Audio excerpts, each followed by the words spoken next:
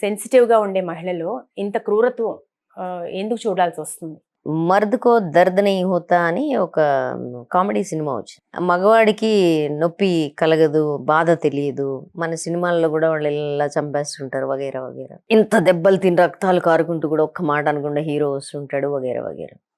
దీని గురించి నా చిన్నప్పుడు నేను ఒక ఒక ఆదివాసీ ప్రాంతంలో ఓ ముసలామెతో ఇలా మాట్లాడుకుంటూ, అమ్మ మగాళ్ళకి నొప్పి తగలదు, నొప్పి తెలీదు, బాధ తెలీదు అంటారు కదా.